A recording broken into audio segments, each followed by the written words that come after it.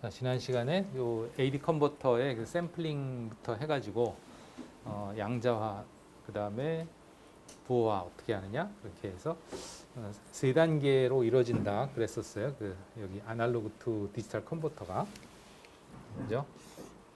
여기 이제 샘플링, 그 다음에 양자화, 그 다음에 부호화. 그 다음에 여기서 이제 그것의 역 과정이 부호로 된 것을 다시 레벨로 바꾸고 그것을 이제 다시 연속적인 신호로 바꾸고 그런 과정이 일어나고 그런 것을 하는 이제 기능 블럭을 한번 물론 이제 요 부분은 빼고 했지. 요 부분은 실제 부호화 그러니까 즉 이진이나 뭐 이런 디지털로 변환하는 건 하지 않았지만 표본화하고 그 다음에 양자하는 것까지만 했죠. 그죠? 그리고 그걸 다시 역으로 하는 그거를 이제 블럭 그 시뮬레이션으로 해봤고, 요것이 이제 그 어떻게 보면 모든 그 시스템에 요즘은 다 들어가 있는 거고, 이거를 보통 얘기할 때 이제 여기 이거하고 이거하고 합쳐가지고 뭐 PCM 코덱이다 이렇게 얘기합니다. 이 PCM이라는 게 이게 디지털화 하는 거예요. 나중에 나오겠습니다만 펄스 코드 모듈레이션의 약자거든요. 그래서 PCM 이게 이제 아날로그 신호의 디지털화를 뭐 하는 것이다 이렇게 보시면 되겠어요. 그래서 이게 여기에서 부호 과정이 들어가기 때문에 이게 이제 코드를 만드는 거죠. 코드. 이건 부호와 코딩. 인코딩이죠, 사실은. 어떤 값들을, 어떤 정보를 어떤 이진 부호로 표현하는 그런 것을 우리가 코딩이라고, 부호하다, 코딩 이렇게 얘기하죠. 인코딩. 그래서 여기 코덱이란 말은 이거는 이쪽에 부호화 쪽에 코딩과 그 다음에 반대쪽 그것을 다시 원래 아날로그 레벨로 바꾸는 과정, 디코딩 이걸 합쳐서 코드, 디코드 이걸 줄여서 코덱이라고 보통 얘기하고요. 이거는 꼭 여기에서만 얘기하는 건 아니고 코덱이라는 말은 PCM이라는 건 이제 디지털화와 관련된 얘기고 이 부호화하고 복호화는 여기서도 똑같이 일어나죠. 물론 이건 데이터의 압축에 관한 부호화, 복호화죠. 그러니까 이진수로 이제 만들어서 디지털화된 것을 또 다른 그 형태의 부호로 바꿔주는 거란 말이야. 그래서 그것도 마찬가지로 이제 여기서도 인코딩, 디코딩 해서 여기서는 이제 이거는 뭐라 그러냐면 PCM 코덱이 아니고 이제 압축 코덱이다 이렇게 얘기하죠. 그러니까 코덱이라는 말이 뭐 어디에 특별히 딱 정해진 게 아니고 이렇게 부호와 복호화가 일어나는 것을 우리가 코덱이다 이렇게 얘기하고 뭐 보통 뭐 사운드 코덱이니 뭐 영상 코덱이니 그런 말을 들어봤죠. 그죠? 그래서 사운드 같으면 이제 MP3 같은 것들 또는 뭐 영상이라면은 뭐 요즘 많이 사용하는 것이 이제 뭐 H.264나 H.265 코덱이니 뭐 그런 얘기 들어봤을 거예요. 또는 뭐 BP9 코덱이니 AB1 코덱이니 그죠? 그런 말 들어봤죠? 네, 그런 것들이 이제 바로 이런 부호화 또 그것을 다시 원래로 되돌리는 그런 과정 뭐 그런 걸 얘기하는 거죠. 네, 뭐 그런 얘기 했고 그 다음에 이제 뭐 채널 부호화까지 했고 그 다음 얘기할 게 이제 다중화, 뭐 주파수 확산, 뭐 선로 부호화 이런 것들이 있는데 이 중에 한 가지 우리가 이미 네트워킹 기초 과목에서 배웠던 것 중에 하나가 뭐가 있냐면 이제 선로 부호화, 펄스 정형화 이게 있습니다. 이게 뭐냐면 이제 여기서 만들어진 것들은 전부 다 그냥 이진수 10, 10 이런 것들이란 말이에요.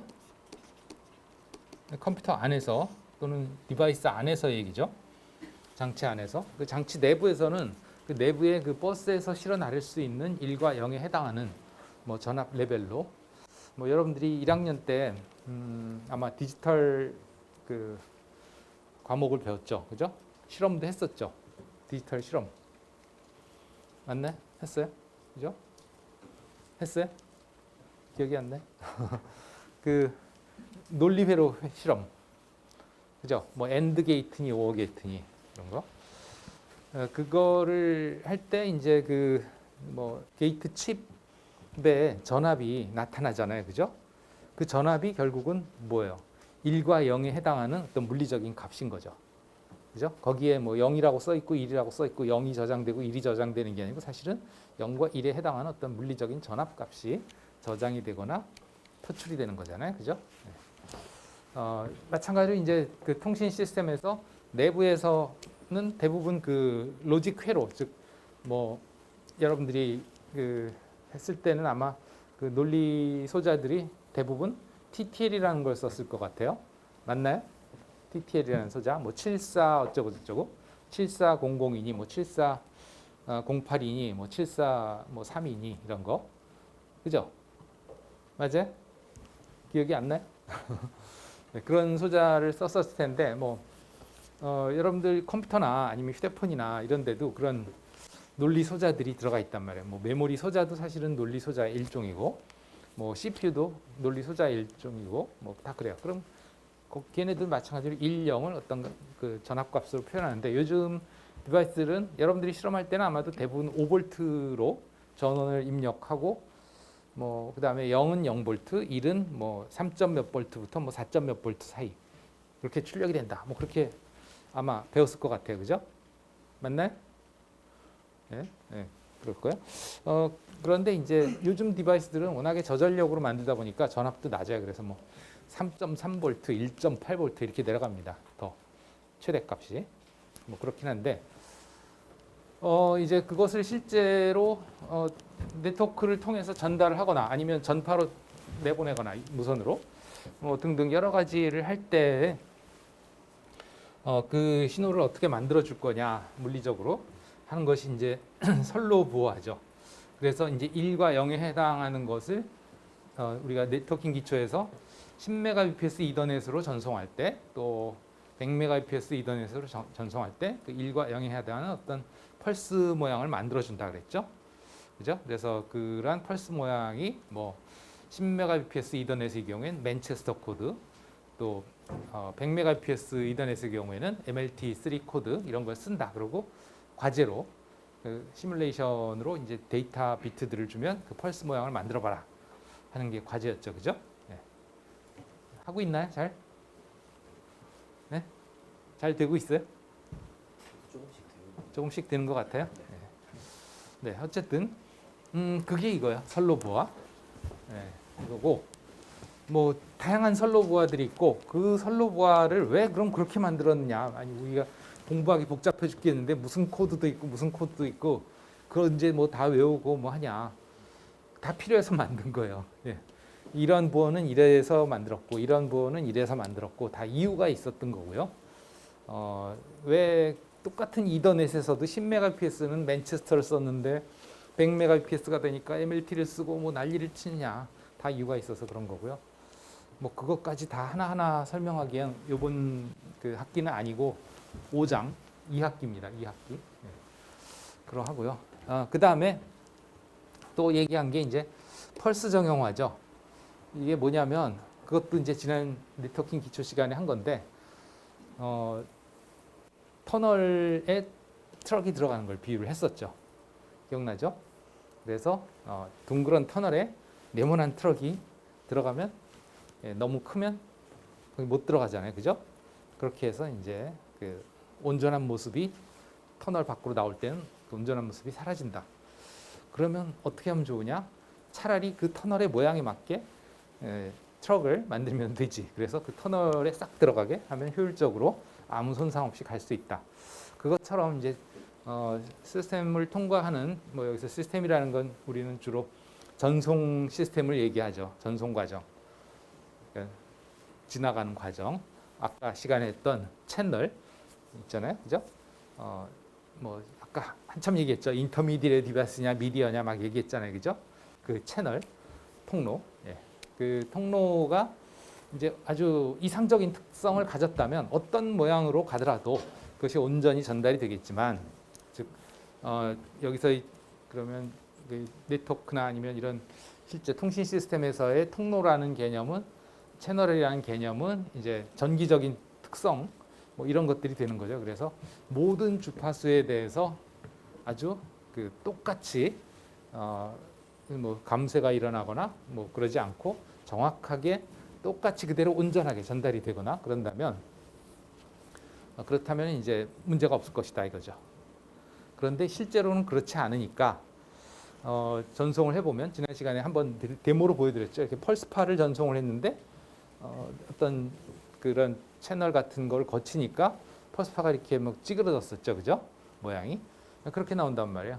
그러니까 아예 그 채널의 특성에 맞춰서 그 펄스의 모양을 그렇게 일부러 변형을 시켜서 이제 보내자. 마치 터널 모양으로 차를 만들듯이. 그것이 이제 펄스 정형화 또는 펄스 성형화. 그래요. 이게 영어로는 펄스 쉐이핑이라고 합니다. 펄스 쉐이핑. 쉐입이라는 게 모양이라는 뜻이죠, 그죠? 펄스를 쉐이핑한다. 네. 딱 그 채널에서 바뀔 수 있는 그 펄스 모양으로 미리 만들어서 보내는 그런 거죠. 네. 뭐 그래서 이런 거는 대충 이 정도 선에서 얘기를 끝낼게요.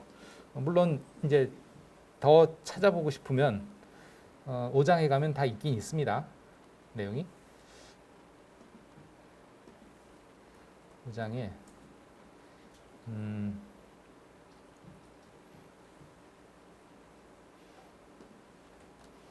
네, 여기에 페이지 수는 파워포인트에도 있고요. 물론 교재에 보면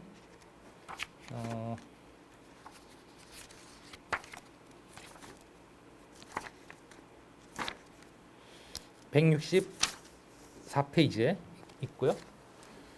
그러니까 1010 데이터에 대해서 펄스의 그 표현 방식이 우리가 지난 시간에 했었던 것 중에 MLT3도 있고요. 그 다음에 여기에 이 마이페이스 M이라고 하는 게 이게 맨체스터 코드를 의미해요. 그러니까 보시면 1일 때, 이건 또 다르네. 네. 이게 아니고 이 마이페이스 L, 요것과 좀 비슷하죠. 요것과 비슷한데, 요거는 이제 1일 때 플러스에서 마이너스로 갔는데 우리는 거꾸로였죠, 그죠? 0일 때 플러스에서 마이너스로 갔죠. 또 0일 때 플러스에서 마이너스. 근데 우리는 0일 때 마이너스에서 플러스 했었죠, 그죠?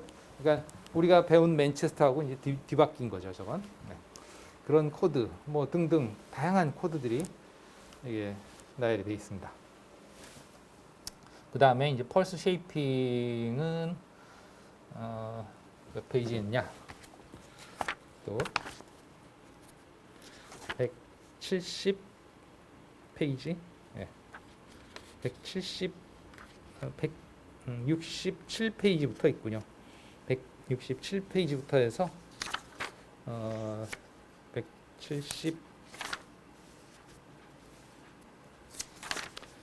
173페이지, 4페이지까지 이어서 있어요. 이어서 있고, 보시면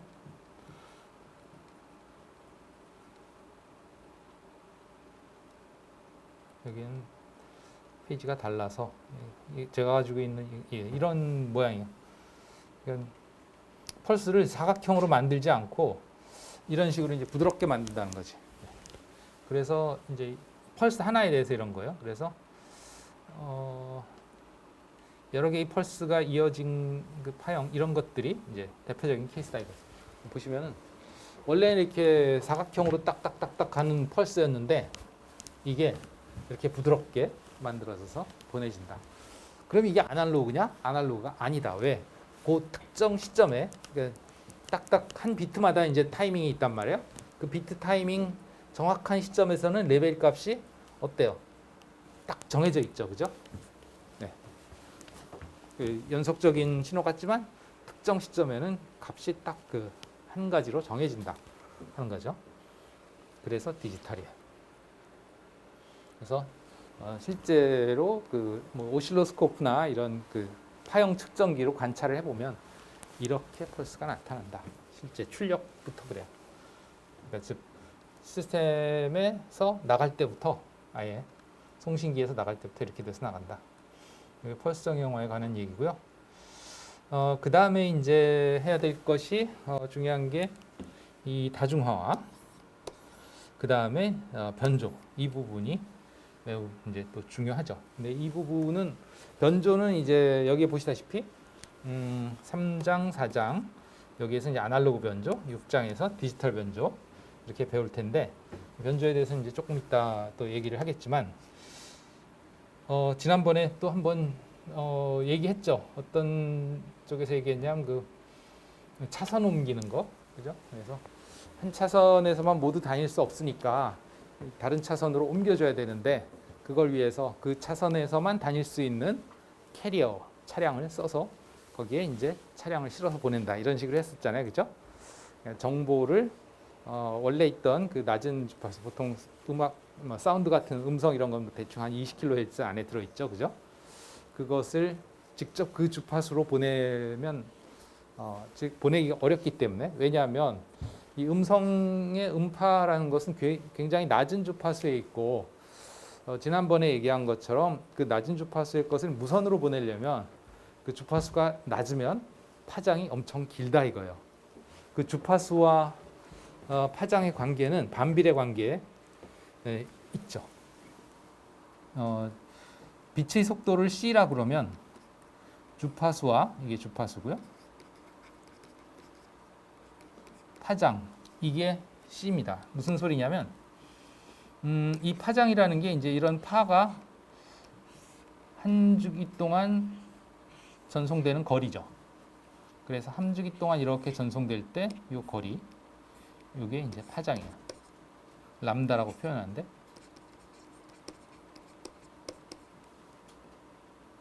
그것이 1초 동안 몇 번 반복이 되느냐 하는 게 주파수죠.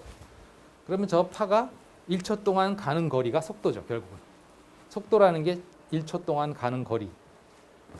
몇 미터 퍼 세컨드. 이런 식이죠, 그죠? 그러니까 이게 한 파장이 뭐 예를 들어서 1m다. 그리고 주파수가 10Hz다. 그러면 1초에 10m를 가는 거죠, 파가. 그런 식이에요. 그렇기 때문에 이제 이런 관계에 있고, 그러면 거꾸로 이제 내가 파장을 구하려면 어떻게 구할 수 있냐? 주파수와 빛의 속도를 알면 구할 수 있어요. 빛의 속도는 이거는 고정이죠. 상대성 이론에 의하면 3 곱하기 10의 8승 미터 퍼 세크예요. 즉 초당 300만? 아니 300만?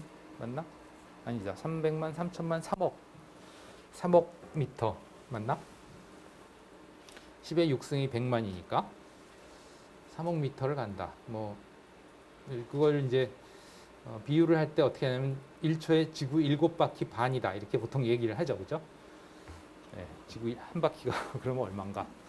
네, 계산해 보세요. 그건. 어쨌든 그러고 아니면은 뭐 달에 왕복하는데 빛이 뭐 1과 3분의 1초 걸리나 뭐 그런다고 하죠. 뭐 하여튼 예, 왜냐하면 달과 지구 도달하는데 그런가? 달과 지구 사이 거리가 38만 킬로미터죠. 38만 킬로미터. 그러면 38만 킬로미터 맞나? 그치. 예, 킬로미터니까 38만 킬로미터는 3억 8천만 미터예요. 3억 8천만 미터. 그러니까 대략 한 네. 1초당 3억 미터를 가니까 킬로미터가 아니고 3억 미터를 가니까 38억 미터면 대충 1초하고 3분의 1만큼의 되겠네요. 맞죠? 예. 하여튼 1과 3분의 1초 동안에 간다. 뭐 그런 식이란 말이죠. 어쨌든 그러면 이 파장을 내가 왜 구하려고 하냐면 무선으로 보낼 때는 안테나로 보낸다 그랬잖아요. 그죠? 안테나에서 전파가 잘 나갈 수 있는 즉 안테나에서 이제 전류가 왔다 갔다 할 때 거기에서 주위에 전파가 잘 생기게 하는 조건이 안테나의 길이가 파장일 때 가장 효율이 좋다. 그 얘기 했었죠. 그죠? 잘 나간다. 그렇기 때문에 그 주파수에 맞는 안테나를 써야 되는데 그러면 이 주파수가 낮아지면 이게 엄청나게 길어져요. 예를 들어서 음성 같으면 아마도 계산해 보면 뭐 킬로미터 단위가 넘어갈 거예요. 안테나가. 실제로 뭐 계산을 해 보시죠. 계산기가 어디 있으려나? 네. 찾기.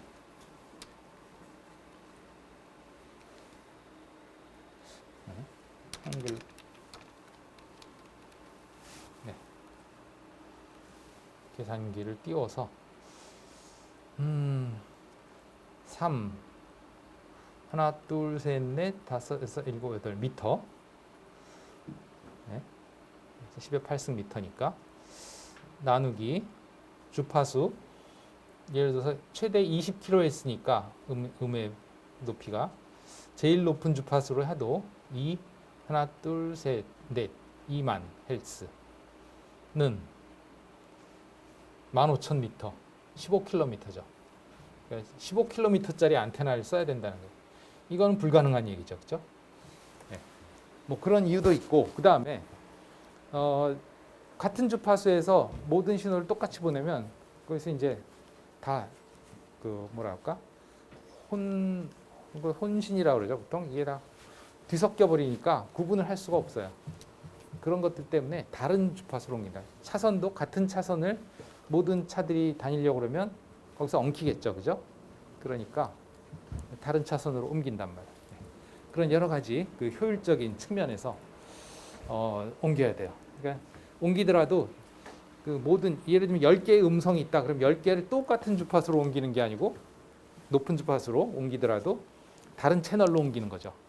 마치 여기에서 이제 여러분들이 무선 공유기를 써서 이제 랜 연결할 때 다른 채널을 쓰는 게 더 효율적이듯이. 그러니까 공유기별로 채널을 같이 쓰는 것보다 다른 채널을 쓰는 게 좋다 그랬죠, 그죠? 지난 시간에 봤었죠. 그 그래프 보니까 한 채널이 막 이렇게 몰려 있잖아요, 그죠? 그렇게 되면 그만큼 효율적이지 않다. 어떤 공유기는 이 채널을 쓰고 어떤 공유기는 이 채널을 쓰고 그런 게 좋은데 그 각 채널이라는 게 서로 다른 주파수잖아요, 그죠? 그러니까 그런 식으로 안테나도 짧게 하면서 그리고 그러더라도 이제 하나의 주파수가 아닌 다른 주파수로 이렇게 갈 수 있어야 돼요. 예. 그런 것들이 이제 필요한데 그런 것들을 이제 캐리어로 이렇게 이동을 시켜준다 하는 게 사실은 변조의 개념이에요. 변조. 그래서 나중에 이제 변조도 보겠습니다만 이 다중화도 사실은 뭐 변조하고 상당히 연관성이 있는 것이 방금 아까 얘기한 그 채널을 뭐 무선 와이파이에서 1번 채널 쓰고 2번 채널 쓰고 3번 채널 쓰고 이게 2.4GHz 대역에서 쓸 수 있는 주파수가 이만큼 있는데 이거를 하나의 스테이션이 다 쓰는 게 아니고 즉 하나의 공유기가 다 쓰는 게 아니고 그걸 쪼개서 차선으로 나눠서 그 차선별로 다른 공유기가 쓰도록 한다. 그게 효율적이다 하는 거죠. 그래서 어떤 전송의 정확성, 그 다음에 또 효율성, 신속성, 그게 통신의 어떤 목적이라고 그랬죠, 그죠? 즉 정확하고 신속하고 즉 빠르고 그 다음에 효율적이게 여기서는 이제 효율적인 측면에서 이런 다중화를 하는 거죠. 그래서 그런 다중화가 여기에 이제 필요하다 하는 거고 그 다중화 방식도 아까 얘기했던 그런 다른 채널을 쓰는 거 아까 와이파이 같은 경우에 지난 시간에 봤던 것처럼 이제 이렇게 와이파이별로 다른 채널을 쓰는 거 또는 뭐 FM도 스펙트럼을 받지만 FM도 뭐 이렇게 다른 채널을 썼었죠, 그죠? 예. 이런 식으로 똑같은 FM 방송이지만 다른 채널을 썼어요. 와이파이도 그 똑같은 공유기지만 이제 1번 채널, 2번 채널 이런 다른 채널을 썼어요. 이런 것이 이제 뭐냐면 그 주파수에 따라서 다중화를 한다. 그러니까 전송하려고 하는 정보 대상 정보를 이제 다른 주파수로 옮기는 거지. 각각. 그러니까 다른 차선을 쓰는 거죠. 이것이 이제 주파수 분할 다중화고 이것을 위해서 뭘 하느냐? 변조를 하죠. 변조. 그러니까 변조가 이 다중화에 필요한 거죠. 왜?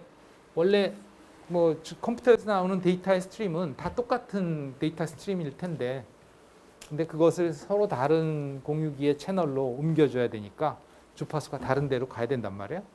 그렇게 해주는 것을 우리가 변조라고 한다 그랬죠. 그죠? 그게 이제 일종의 변조입니다. 그리고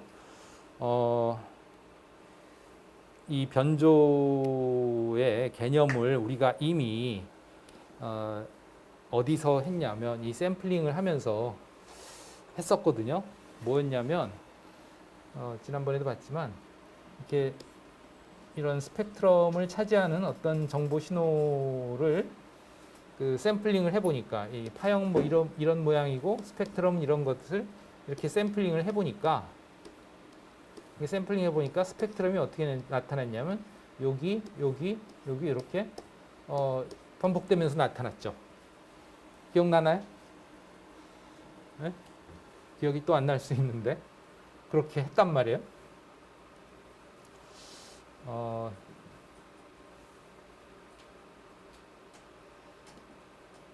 이거는 지난 시간에 제가 그 자료실에도 올려놨습니다. 이걸 여기 자료실에 보시면 여기에 샘플링하고 양자화 지난 시간에 했던 그 HTML 앱 있죠? 웹 앱 있어요. 그래서 다운로드해서 실행하면 이렇게 볼 수 있죠. 이거 기억나죠?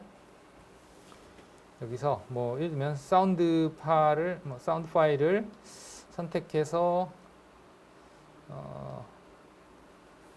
연다 했을 때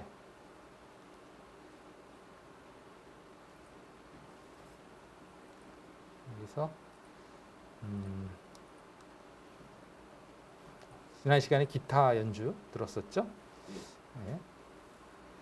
오늘은 뭐 딴 걸 들어볼까요? 딴 게 뭐가 있나? 뭔가 나오는데 들어봅시다. 뭔지 소리는 일단 작게 해서 네.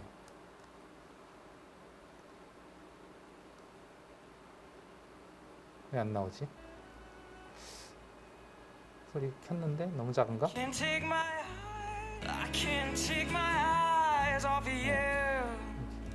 이게 근데 뭐 이렇게 들리고 있죠. 예.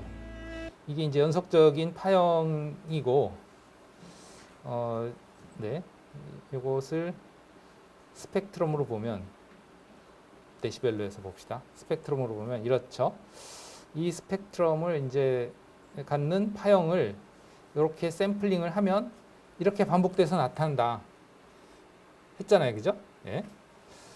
이렇게 했는데 그러면 어떻게 반복되느냐 하면 이 샘플링을 하는 그 주파수와 관계가 있다고 그랬죠. 그죠? 그래서 여기 이제 샘플링을 하기 위한 펄스파 시간에 따른 펄스파라면 이것의 스펙트럼은 이렇게 나타난다 그랬고 요 스펙트럼의 주파수 간격이 요 시간 간격 이 주기의 역수다 그랬어요. 그죠? 이 주기를 우리가 뭐 주기 그러면 여기는 요 간격은 이건 주기분의 1 그 시간의 역수라 그랬고요. 이런 스펙트럼 하나하나가 다 뭐라 그랬냐면 이게 뭐라 그랬어요? 사인파. 그죠? 싱글 주파수를 가지는 사인파라고 했어요. 그래서 어떤 주기를 가지는 사인파와 그거의 2배, 3배, 4배, 5배 등등의 무한히 그 배수를 가지는 사인파들의 합이에요. 사실은 이건. 그러니까 이것도 있고 이것도 있고 이것도 있다 하는 거는 그건 다 합쳐져 있다는 소리지. 예. 파형 측면에서 보면 합쳐져 있는 거고 스펙트럼 측면에서 보면 이렇게 쫘르륵 나열이 되는 거지. 그러니까 우리 가시광선 같은 게 이제 스펙트럼이 이게 주파수가 여러 개로 돼 있죠. 우리가 보통 가시광선 중에 태양광이나 이런 이 조명 같은 거 무슨 색이라고 그래요? 무슨 색? 그렇죠. 백색이다 그러죠. 백색광이다. 보통 그렇게 얘기하죠. 그럼 백색광이라는 건 실제 백색이 있는 게 아니고 백색이라는 건 사실은 여러 가지 색의 합이에요. 그럼 그 여러 가지 색이라는 게 무슨 색이죠? 자외선과 적외선을 제외한 자외선과 적외선을 제외한 가시광선. 네, 그 가시광선의 색깔들 우리가 보통 그걸 어떻게 얘기해요? 그 가시광선 색들을 표현할 때 이렇게 얘기하죠. 무지개 빨주노초 파남보 뭐 이렇게 얘기하잖아요, 그죠? 예. 그 빨주노초 파남보라는 게 뭐냐하면 각각 서로 다른 파장을 가지는 전자파예요. 사실은 빛도 일종의 전자파인데 빨강색과 주황색, 노란색, 뭐 초록색 그 파장이 다 달라요. 주파수가 달라요. 쉽게 얘기하면. 그러니까 걔네들도 그런 파장을 가지는 사인파예요. 전자파. 아주 높은. 그 가시광선은 보통 테라헬츠 단위죠. 테라헬츠. 예. 전자파인데 테라헬츠 단위의 전자파예요. 그러니까 각각 서로 다른 사인파들, 서로 다른 주파수의 사인파들이 합쳐져서 우리 눈에는 흰색으로 보이는 거지. 그 중에 하나만 있으면 빨강색이 보이고 하나만 있으면 초록색이 보이고 그런 거예요. 알겠어요? 그러니까 저 스펙트럼에서 이렇게 있다는 얘기는 스펙트럼에서 보면 이렇게 서로 떨어져 있는 것 같이 보이지만 결국은 우리가 그거를 듣거나 보거나 할 때는 다 합쳐진 것이 보이거나 들리거나 하는 거죠. 알겠어요? 네. 어쨌든 그래서 결국은 이 두 개를 곱한다는 거는 이거랑 아이고 위에 거를 곱한다는 얘기는 이거랑 이거랑 아이고 이또 네. 이렇게 놓고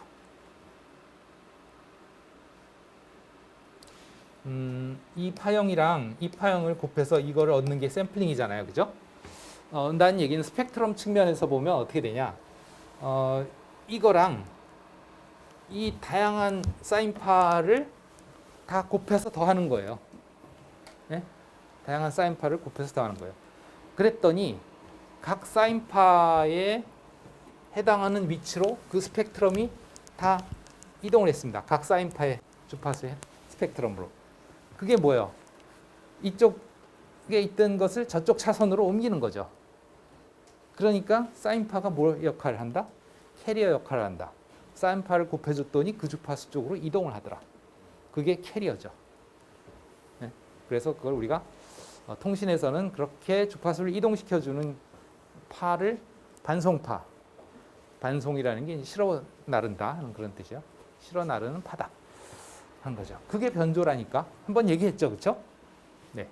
그래서 이 샘플링이라는 건 결국은 이러한 주파수로도 이거를 이동시켜주고, 이러한 주파수로도 이동시켜주고, 이러한 주파수로도 이동시켜주고, 이러한 주파수로도 이동시켜주고 그런 현상을 일으킨다. 근데 우리가 실제 그 어떤 정보 신호의 변조는 이렇게 모든 다른 주파수로 그 하나의 정보를 여러 주파수로 옮길 필요는 없고 하나의 정보는 그냥 하나의 그 주파수로만 옮겨주면 되죠. 내 채널은 그러니까 내 음성은 어느 채널로만 가면 되고 네 채널은 저쪽 채널로 가면 되고 다 다른 채널로 보내야 되니까 저렇게 여러 개의 사인파를 곱하는 게 아니고 하나의 음성은 하나의 사인파만 곱하면 돼요. 그러니까 실제 변조에서는 저거는 변조는 아니지 샘플링이지. 근데 샘플링인데 가만 보니까 어떤 그 주기를 가지는 그 임펄스 파의 주기의 역수에 해당하는 그것의 2배, 3배, 4배, 5배 무한배의 사인파로 그 정보를 변조해서 다 더한 것과 같은 건데 실제 우리가 정보를 변조해서 어느 주파수로 옮길 때는 샘플링이 아니고 그때는 딱 주파수 하나만 써서 그리로 옮기면 된다. 그게 일반적인 변조다. 네. 알겠죠? 그러면 뭐 여러 가지 방법이 있겠지만 방금 아까처럼 이게 곱한다는 것은 어떤 의미를 갖냐 하면 곱한다는 것은 결국은 사인파의 파형이 그 음성의 또는 정보의 레벨의 변화에 따라서 사인파의 그 파형의 레벨이 변한다. 이겁니다. 이제는 그것을 또 만들어 놓은 게 있는데 잘 될지 모르겠어요. 예. 봅시다.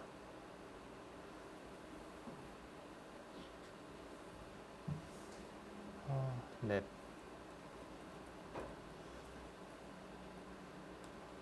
변조 AM 이름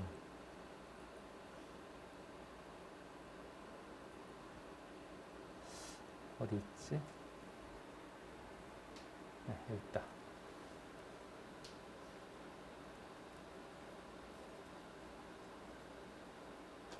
다 지우고 봅시다.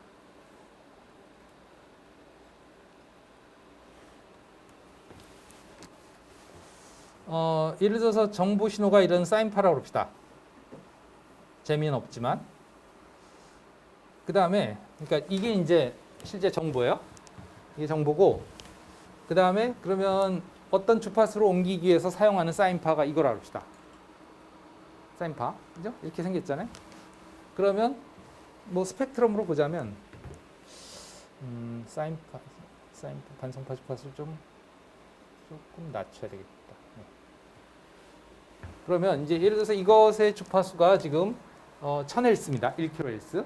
그래서 여기 스펙트럼에 여기 1kHz에 나타났어요. 여기까지가 한 16kHz고 여기가 8kHz고 여기가 1kHz입니다.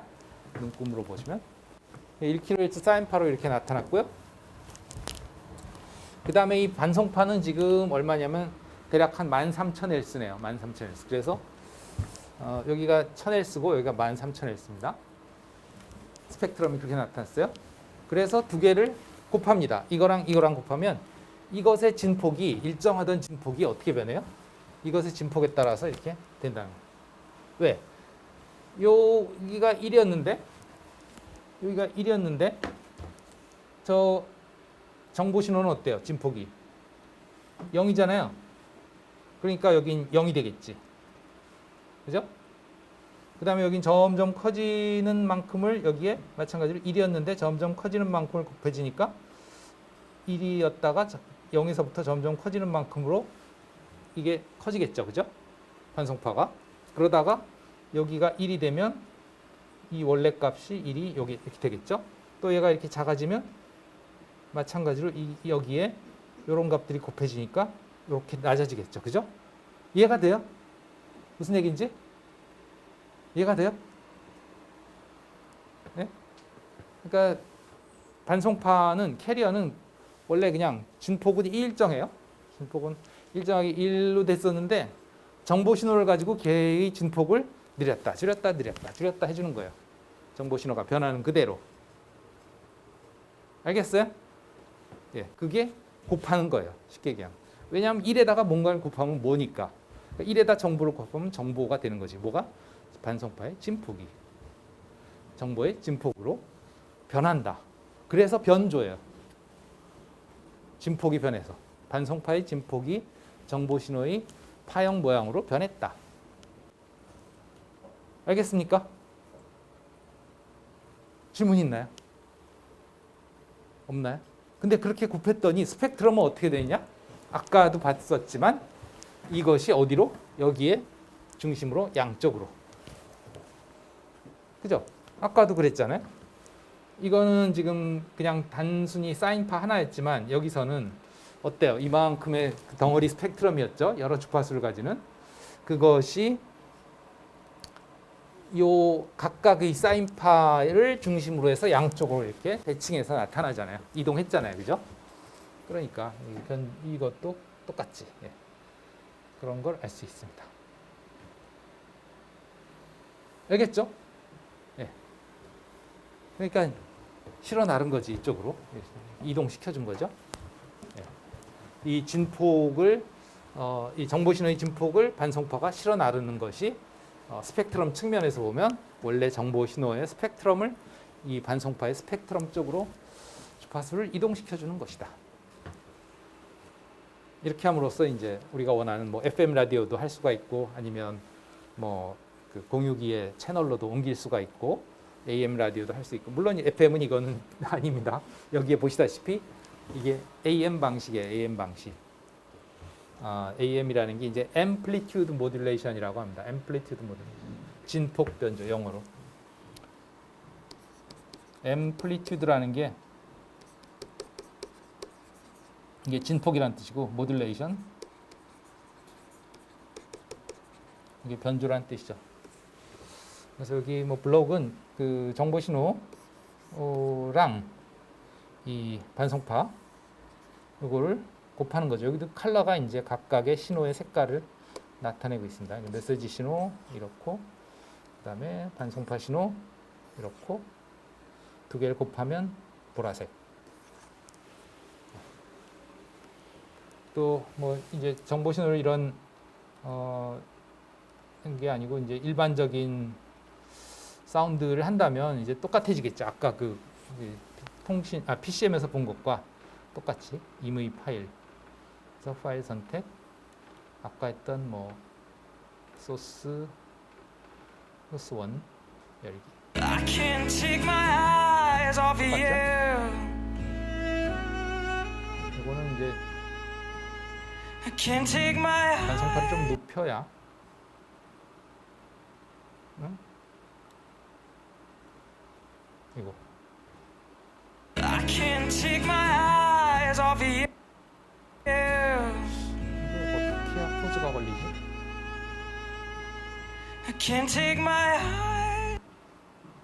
I can't take my eyes off of you. 버그다. 이거 볼륨 조절하는 거 같은데 이게 볼륨 조절이 안 되고요. I can't take my eyes. 시간이에요. 시간 10초 되면 쫙 올라가다가 10초 딱 끝나면 여기 올라가서 끝나네요. 이거 제미나이가 만든 것 같은데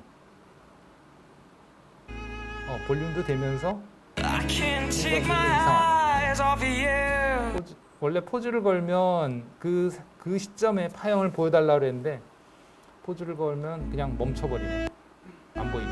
이거 멈춘 걸 좀 보고 싶은데 I can't take my eyes. 모양은 그럴듯해서 다 될 줄 알았더니 I can't take my 해보니까 안 되네. eyes off of 어쨌든 you. 보시면 이 정보의 변화에 따라서 이 레벨이 이것의 레벨이 변하는 게 보이죠? 그죠? I can't 똑같이 take 변하는 my 거예요. eyes. 그리고 이 스펙트럼을 보면 이 스펙트럼은 이걸 로그 스케일로 데시벨로 봐야 이게 잘 보일 텐데 여기에 그게 없나? 이거는 로그 스케일을 안 만들어 놓은 바예요. 이게 워낙 레벨이 작아서 잘 안 보이는 거예요. I can't 없는 건 take 아니에요. my 여기 보시면 eyes off of you. 여기를 중심으로 이렇게 스펙트럼이 요 스펙트럼이 여기 I 나타납니다. can't take my eyes. 예. 이거는 제가 안 올려놨는데 어쨌든 이런 식으로 변조가 된다. 그래서 여기서 이 다중화라는 것과 이 변조라는 것은 어떻게 보면은 그 변조가 다중화를 하기 위한 어떤 하나의 그 수단이 될 수 있다 하는 거죠. 꼭 그렇진 않지만 하나의 수단이 되는 거예요. 다중화의 방식은 또 여러 가지가 있거든요. 우리가 지금 얘기한 다중화는 주파수를 이렇게 나눠서 다중화하는 거라 해서 주파수 분할 다중화라고 그러고 줄여서 이제 영어로는 frequency division multiplexing. 멀티플렉싱이 다중화라는 뜻이에요. 여러 개로 이제 만든다는 뜻이죠. FDM이라고 부릅니다. 주파수 분할. 이게 다른 주파수를 쓰는 거죠. 이렇게 이런 식으로. 그 다음에 그러면 이 주파수 분할 다중화만 있냐? 아니고 또 다른 다중화도 있다 이거예요. 우리가 이렇게 파형을 이제 신호죠. 신호를 주파수 영역에서 관찰해서 이렇게 주파수가 달라지는 것도 볼 수 있잖아요. 그럼 또 뭐가 또 있을까요? 주파수 말고 신호를 관찰하는 측면이 이쪽 주파수고 이쪽은 뭐였죠? 그래프가 아니 이쪽이 주파수가 스펙트럼이죠. 네. 여러분들이 보기엔 이쪽이 스펙트럼이죠. 이쪽이 스펙트럼, 이쪽은 뭐였어요? 진폭의 뭐에 따른 변화? 그 높낮이가 진폭이고 뭐에 따라서 그게 변하는 거예요? 이쪽이? 이건 진폭이고 이거는 주파수인가요? 이쪽이 주파수에 따른 그 크기 성분들이고 그게 스펙트럼이고 이쪽에 이렇게 변하는 건 진폭이 뭐에 따라서 변하는 거예요? 네? 뭐에 따라서? 네? 진폭이 커졌다 작아졌다 하는데 그게 그 커졌다 작아졌다 하는 게 뭐에 따라서 나열이 되는 거예요? 소리에 높낮이. 아니 소리의 높낮이라는 거는 주파수죠. 높낮이는 소리의 크기가 이게 진폭이 크기잖아요. 그죠? 크기가 변하잖아. 변한다는 게 뭐예요? 자, 너 변했어. 어제하고 변했어. 그게 뭐가 달라진 거야? 시간. 네. 시간에 따른 변화지. 그죠? 그러니까 주파수 분할 다중화는 이렇게 주파수 관점에서 봤을 때 여기로 이동하는 거잖아요. 그게 주파수 분할 다중화예요. 다른 주파수로 옮겨주는 거죠. 다른 주파수의 캐리어 반송파를 써서. 그러니까 뭐 FM 91.9MHz, 93.1MHz 그게 다 뭐야? 반송파의 주파수예요. 캐리어를 뭘 쓰냐? 그 주파수로 정보가 이동을 한다 이거예요. 그 주파수에 따라서. 그게 주파수 분할 다중화고. 뭐 공유기도 마찬가지예요. 1번 채널, 2번 채널, 3번 채널 다 그 뭐예요? 반송파의 주파수가 다르다 이거야. 그럼 그 반송파를 가지고 정보를 변조시키면 그쪽 주파수 대역의 채널을 쓰게 되는 거지.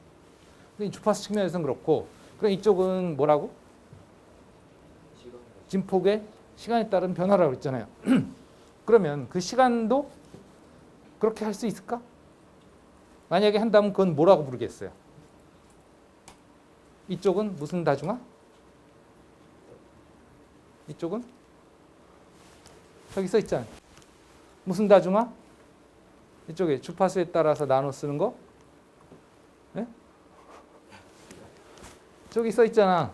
메뉴에 뭐라고 써 있어요? 무슨 분할 다중화? 주파수 분할 다중화라고 써 있잖아요. 서로 다른 주파수를 쓴다. 자, 그럼 이쪽에서는 뭐가 달라진다고요? 이게 여기서는 주파수가 달라지고 여기선 네?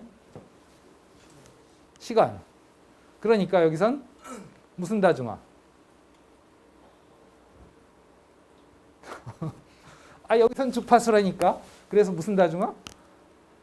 시간 분할 다중화. 그렇죠. 시간 분할 다중화. 시간 영역에서 시간을 나눠 쓰는 거예요. 그런 시간 분할 다중화가 있다. 줄여서 시분할 다중화. 영어로는 뭐겠어요? 시간이 뭐예요? 타임. 분할. 저기 있잖아. 주파수 분할 다중화. 뭐예요? 분할. 내 글씨가 너무 엉망이라 못 읽는 모양이에요. 암호화. 자체 셀프 암호화예요. 타임 디비전 멀티플렉싱 TDM. 그래서 그 차선으로 도로로 따지면 주파수 분할 다중화는 차선을 나눠 쓰는 거. 그 다음에 시분할 다중화는 한 차선에서 앞차가 가고 뒷차가 가고 다른 시간에 가잖아요. 그죠? 그 앞차가 가면 그 뒤에 뒷차가 갈 수 있잖아. 그게 시분할이죠. 알겠어요? 예, 그런 식으로 두 가지의 측면으로 분할이 가능하다. 한 거죠. 그렇게 해서 효율적으로 쓸 수 있다. 한 차로를 한 대만 쭉 가면 그 뒤에 시간 비는 시간은 아깝잖아. 그러니까 효율적으로 쓰기 위해서 다른 시간에 딴 차를 거기다 보내는 거지. 같은 차선에. 그게 TDM. 옆 차선 비어 있으면 효율적이지 않잖아요. 그러니까 옆 차선도 쓰는 거지. 그렇게 하면 더 효율적으로 쓸 수 있는데 그게 이제 주파수 분할 다중화. 알겠습니까? 이제 오늘은 개념만 설명했고 이거 이제 랩을 해볼 거예요. 주파수 분할 다중화. 그다음에 시분할 다중화. 랩은 그냥 저는 데모를 하고 여러분들이 그 데모를 열심히 보시고 직접 해보시는 겁니다. 과제는 다음 시간에.